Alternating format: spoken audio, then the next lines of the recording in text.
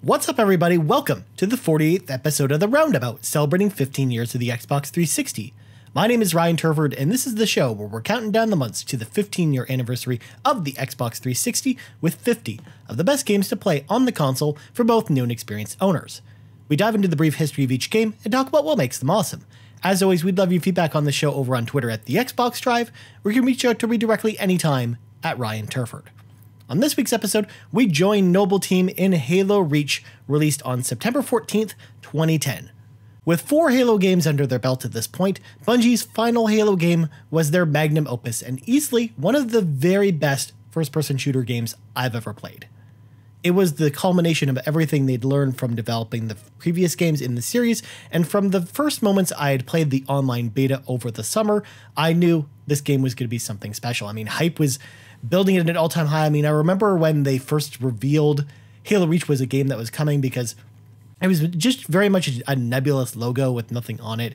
And it wasn't really until the first trailer for the game until I kind of grasped what was happening here. And I was like, okay, I'm hyped for this game. And I had a lot of these talks with my cousin Andrew, who was reading a lot of the Halo books at the time. And he was like super excited from the moment they announced Reach. And I was kind of like, hey, we don't really know anything about this game. Why are you so excited about it? And he kind of told me all about some of the novels, which we're going to get to in a little bit here. But yeah, I mean, the hype was at a fever pitch for this game going into it. Everyone kind of, we basically heard the announcement that Bungie was going to be leaving the series after this game, after Halo Reach came out. So we knew going into Halo Reach that this was going to be Bungie's last kick at the can, so to speak, with Halo.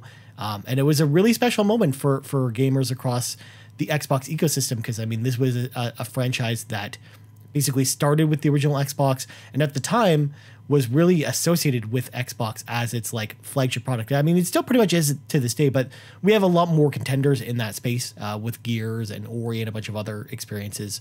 So it really was something special with Halo Reach, and we're going to get into a lot more about the game itself in a second, but I feel like at the time, all of us were really bracing for the end of Bungie's tenure on the Halo franchise. And it was definitely cool to see this game come out, and let's talk about it. In case you haven't played it, the story of Halo Reach takes place just before the events of Halo Combat Evolve, as after the first contact with the Covenant, humanity's forces are outclassed and dwindling.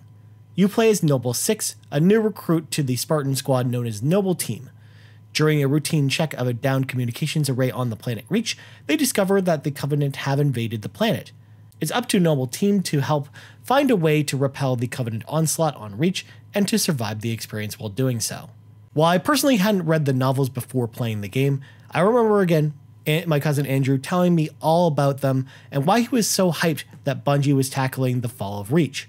The novel The Fall of Reach, written by Eric Nyland, was about the origins of the Master Chief as well as the Spartan program, and it answered a lot of fan questions about many things in the Halo universe. It actually released in 2001 after the first game, and it kind of really dove into the mythology. I remember reading about some stories about the novel and how the reason they wanted to put together this novel is they wanted to be basically almost like the Bible of the Halo universe, and kind of really dive deep into the mythology that they just didn't have a chance to explain in Halo Combat Evolved. Like, for example, why is the Pillar of Autumn just there being chased by the Covenant? And who is Master Chief really? And I thought that was really interesting. And while Halo Reach is not a direct retelling of the novel itself, many of the events in the novel take place on Reach, and they actually play out throughout the course of the game. But this time from Noble Team's perspective rather than from the Chief's perspective, which is actually the perspective you see it from in the novel. The story of Halo Reach is one of its main draws, and I believe it's the series at its finest. Similar to ODST, Reach tells a very different Halo story, one that's more of a struggle of survival against impossible odds versus being the hero that saves the day. In a way, it feels much closer to a war movie rather than a standard action movie, and it feels pretty unique, especially when compared to other Halo games. It has some very memorable moments and some great surprises, including moments that'll definitely hit you in the feels, especially if you're a longtime Halo fan, especially the ending, which shocked me to the core when I first played it. And I still remember the moment that I played it to this day. I mean, it still haunts my memories, that ending, man. Whew.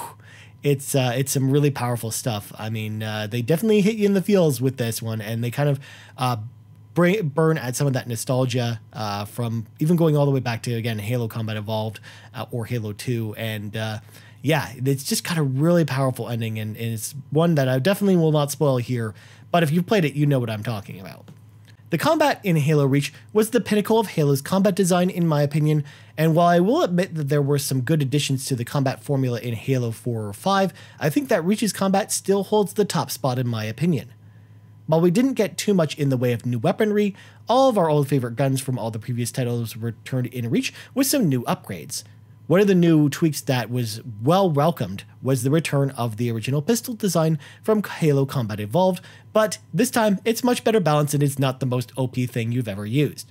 We also got 2 new additions in the form of the grenade launcher and the concussion rifle, and all in all, the gunplay feels perfectly balanced and fine-tuned. Again, even a lot of the older weapons got like little minor tweaks or adjustments. Again, they didn't need to break what was already fixed, but for the most part, they tweaked all the areas in the way they needed to be tweaked. And honestly, the gunplay in this game, and Reach in particular, just feels the best it's ever felt in the series. Even if you go back and play these games today, I think that Reach, definitely stands out with being the best feeling game of the games to play. And again, that's just my opinion on it. I know other people feel differently, and especially with Halo 4 and 5 being so different from Reach, but ultimately, I honestly feel like Bungie just nailed it with this game from top to bottom.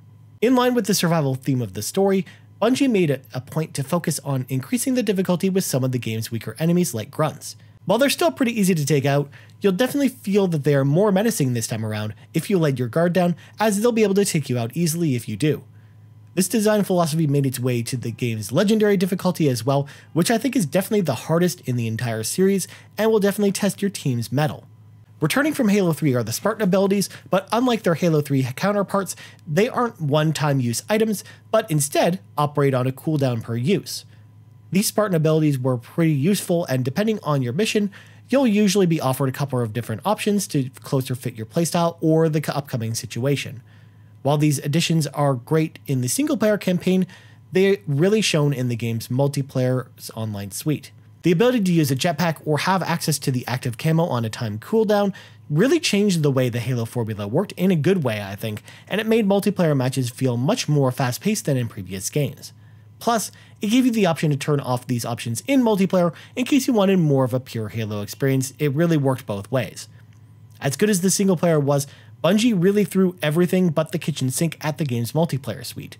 With tons of different modes to choose from, and a more finely tuned version of Firefight, I sunk tons of hours into the game's multiplayer and had a fantastic time with it with me and my friends. So how well does Halo Reach hold up today? On the Xbox 360, the game looks and runs pretty well overall, both frame rate and visual look. More than anything though, out of all the Halo games on Xbox 360, it's definitely the one that I feel holds up the best in the gameplay department as well. While you're not able to jump into the multiplayer on 360, or you can, but there's no one really playing it because they've all moved off of the system, it's also part of the Master Chief Collection, and you can experience the multiplayer in all of its glory in that version of the game. If you're looking to pick up Halo Reach today, it's available digitally on Xbox 360, and it's backwards compatible on Xbox One. It's also part of the Master Chief Collection, like I mentioned, and that's absolutely the place I would recommend playing it. And I've kind of gone over this beat with all of the Halo games that we've featured on the Roundabout here, but definitely, again, Halo Reach in particular, you're going to want to play that multiplayer mode because it's fantastic, and the only way to really do that, unless you've got like a private lobby with some friends on 360, is to play the Master Chief Collection version. Plus, again, after all the bug fixes, I still think, honestly, it's the best way to play any of the Halo games from across the series, whether you're playing it on the original Xbox ones or any of the 360 Halo games. I think they're all fantastic in this collection. Plus, it's on Game Pass too, so you can't really go wrong either way. That's all for this episode of The Roundabout. You can hit me up on Twitter anytime at Ryan Turford. You can also find the Pantsman himself, Sean Capri, on Twitter at Sean Capri, or us on Twitter at The Xbox Drive. Thank you so much for listening or watching to this episode of The Roundabout, and we out. Bye.